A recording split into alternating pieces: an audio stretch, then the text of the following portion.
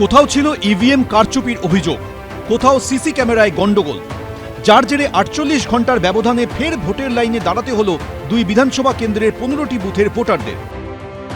বর্তমানে যে ভোটটা হচ্ছে এটা খুবই, এখানকার যারা পাবলিক তারা খুবই এই বিষয়ে খুব অসন্তুষ্ট। পুনর্নির্বাচনেও মগরায় পশ্চিম বিধানসভা কেন্দ্রে ফলস ভোটিংয়ের অভিযোগ নিয়ে চিন্তায় নির্বাচন কমিশন। কমিশন সূত্রে খবর, ১৪২ নম্বর বুথে ফলস ভোট পড়ার অভিযোগ এসেছে। পাশাপাশি এদিন পুনর্নির্বাচন ঘিরে উত্তেজনা তৈরি হয়। বিজেপি প্রার্থীকে দেখে জয় বাংলা স্লোগান দেন তৃণমূলের কর্মীরা। শনিবার পুনর্নির্বাচন হলো মগরাহাট পশ্চিম বিধানসভা কেন্দ্রের ১১টি এবং ডায়মন্ড হারবার বিধানসভা কেন্দ্রের ৪টি বুথে।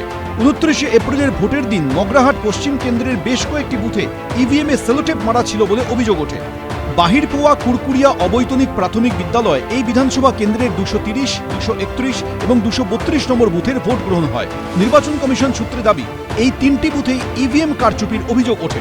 স্ক্রুটিনি রিপোর্ট পাওয়ার পরপরই সেখানে পুনর্নির্বাচনের সিদ্ধান্ত নেয় নির্বাচন কমিশন।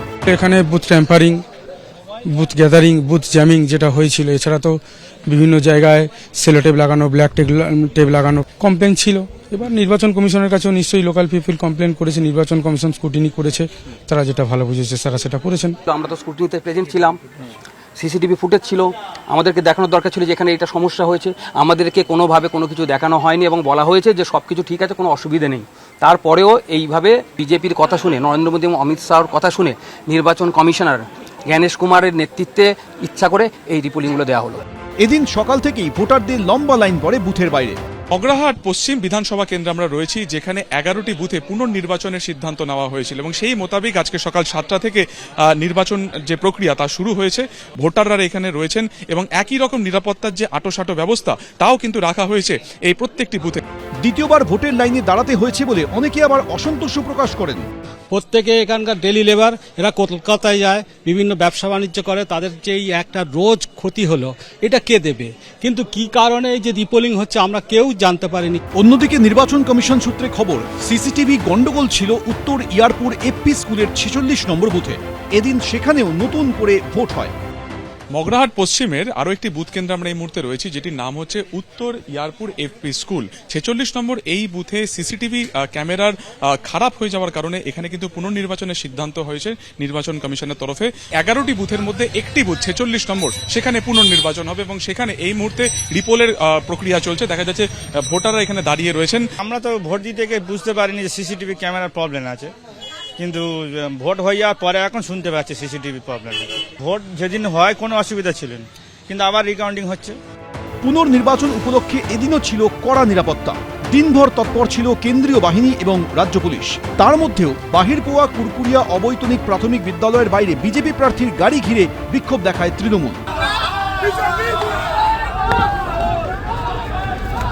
গাড়িতে চাপড় মারার পাশাপাশি দেওয়া হয় জয় বাংলা স্লোগান।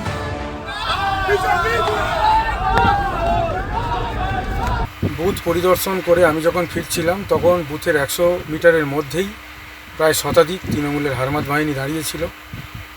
আমাকে দেখে আমাকে উদ্দেশ্য করে কুৎসিত ইঙ্গিত এবং জয় বাংলা স্লোগান দেওয়া হয়।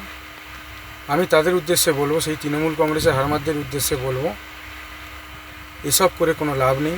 জনগণের মনে, জনগণের হৃদয়ে বিজেপি আছে আর বিজেপি সরকারে আসছে। মানুষ বিরক্ত বিজেপির প্রতি। বিজেপি ক্যান্ডিডেট শুধু আজকে নয়, যখন থেকে প্রচারে বেরিয়েছে মানুষ তাদেরকে ঘিরে ডেকে কোশ্চেন করেছে যে আমাদের নাম ডিলিট হয়ে গিয়েছে, আমরা কোথায় যাব, আপনারা কেন এটা করলেন?